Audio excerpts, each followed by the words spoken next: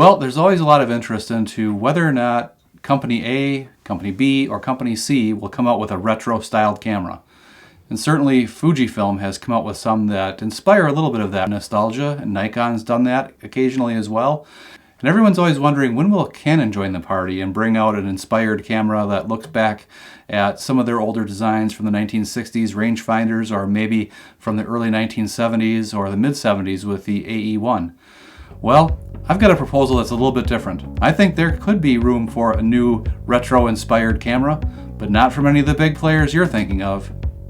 Coming up, I'll talk about what I want to see in a retro camera. So once upon a time, there was an American company that made a camera that was just as professional as anybody else's camera, and in fact could stand shoulder to shoulder with the best from the German manufacturers like Leica, no less. And I'm talking about the one-time giant of photography in Rochester, New York, Kodak. Now, Kodak is undergoing quite a resurgence these days with its film business, and that's great to see. I love Kodak film. I grew up with Kodak film. In fact, the very first camera I ever shot with, I wish I still had it. I don't have it with me. I don't even know whatever happened to it, but maybe someday I'll get another one. But it was the Kodak Brownie Star Flash, that little bakelite camera. Not a really serious tool, but I was really happy to use that camera. It was a lot of fun. And it was just a simple little and medium format camera, no less, that you could take around and get some snapshots, and just a lot of fun to use. And well, if you lost it or broke it, whatever, they were very, very cheap and used. They're still pretty cheap, although I think they're appreciating a little bit. But that's not the retro camera that I want to see come back. Well, I'd be fine with it if it did come back. But there was a better option from Kodak in the 1950s, and that was this. Or this is one example of it in any case. This is the Kodak Retinette. This happens to be a Retinette 1B, and in its leather case I also have a Retinette 1A. This is a Kodak original leather case. It's very tasteful. I like that very much. And then for the serious photographer, there were the Retina series. And the Retinas were very similar in design to the Retinettes, but they were folding cameras. The lens was behind a cover, and just a little bit more feature-rich in terms of quality that you could expect from a Retina. But all of these, whether they were the Retinettes or the Retinas, just, you can tell when you feel them. They're compact, yet they're very heavy for their size. The build quality is second to none. The Retinas, in this case, the Retina 2C that I have here, is a rangefinder like a Leica M, whereas the Retinettes were view cameras, so you could kind of estimate where you were taking a shot from, the distance to your subject, and you could set it accordingly. So very, very fast to use. These are brilliant cameras even today. I love shooting with these, and I haven't actually developed any of the film that I've shot in these just yet. I haven't had these that long, but when I get some film developed, we're going to show that. We're going to have another episode, and we're going to talk about some of the film experience with these. And right now, all three of these cameras are just loaded with basic Fuji color film. But I've got in the refrigerator, I've got some Kodak Gold, and I've got some Tri-X, and I can't wait to try those films in these cameras as well. And of course, the new films that Kodak is coming out with, and they're now hitting the market, those will be fun to put through these cameras too. But why do I think this would be a great thing for Kodak to bring back? Well, let's start with reason number one, the Retina 2C. Whether it's a 2C or a 3C or a 3 big C, the Retinas feature this folding design, which is extremely handy if you want to have this as your everyday carry camera. And if I just have a pocket like this, I can just slip that right in, and I'm ready to go, and I can whip that camera right out whenever I want to take a shot. I don't have any other cameras right now in my collection of cameras that is that easy to take with me everywhere I go. I just love this thing from that point of view.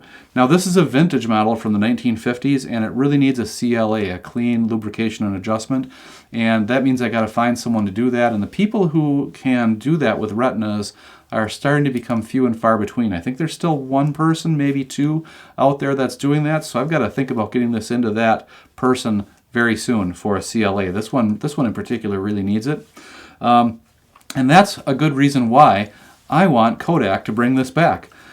As the experts who are currently able to service these cameras, they're getting older, they're retiring. service for these is going to become harder and harder to come by. And that's a real shame because these are beautiful machines. They take great images. The lenses are fantastic. There's just nothing bad to say about these for the most part, except that occasionally when they haven't been CLA'd, some of the grease starts to harden up and you can get some damage and failures to the internal components as a result of that. But again, you have here a 70-year-old camera that's been going strong ever since manufacture, and that's a record of reliability that I think is really great. So reason number one, bring this back, Kodak. These are going to start to get harder to repair, replace, clean, lubricate, and adjust. And if you have new ones on the market, we can switch to those and get that same experience. Please bring these back. Another thing is just the fun factor. With the Retina, these are just super simple cameras. You point them and shoot. And yet they're 35mm film, so basically full frame. And they're just a blast to use. You don't have to think too much about it when you're using one of these cameras. This is the quintessential tourism camera, and in fact, when you pair it with this leather case that Kodak used to sell, this is a real tasteful camera to bring along with you. It's a very small form factor. It's protected well in this leather case. Looks real nice. And again, just for a travel camera, for a tourism camera, I can't think of a better combination of products. Now, that's the film side of things. What I would really like to see is for Kodak to bring back the Retinas and Retinettes in two flavors. Film, like these are, and digital. Wouldn't it be super to have a modern Retina built like this, folding capability, closes right up, easy to bring with you, you can take nice photos, full frame, and wouldn't it be great to be able to do some nice video clips with this as well? And maybe this is where Kodak could partner with Sigma. Sigma's done some cool innovation with the FP line to make a camera that is small, great for photography, offers some good video capabilities. I think the FPs are going away. Maybe they've been discontinued. I don't think FPs are going to be around much longer in any case. But wouldn't it be great, at least I think it'd be great, if Kodak could bring that Sigma mindset into manufacturing and produce something equivalent to like the Sigma FP in the form of a Retina. I would love that. In fact, take my money. I will find some to give you, Kodak. I'll find a bunch to give you. I'll buy 3 of these cameras. I would love to have that. Now currently, Kodak is producing through a manufacturing partner, I believe in China, a series of relatively inexpensive point and shoots, and maybe they still have a super zoom in production. Kodak branded, not Kodak built necessarily. That's okay too, because even though this was Kodak branded, these Retinas were built in Germany by Nagel.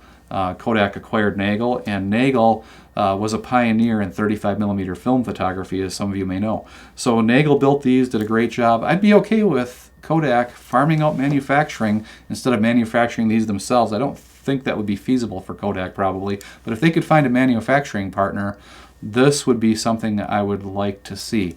Kodak, can you partner with Sigma? I would love to have the FP in a Retina body. So that's what I would like to see from a retro camera, from my favorite retro company, Kodak. Kodak, make it happen. And if you agree, let us know down below. And if you'd like to see some other retro camera from the 1950s, 60s, or earlier, or later, being produced or being reintroduced, let us know what that would be. Let us know which company should do it, and let us know what it should look like. I'm a big fan of Retinas, but they're by no means the only cool antique cameras out there. So let us know your favorites, and I'd like to see what people think. And if you thought this was kind of a fun and interesting topic, please like and subscribe, and let us know other topics that we can address for you coming up. We appreciate your watching, and this is Visual Imaging Solutions, and we'll be back with more to come in future episodes. Thanks. Bye.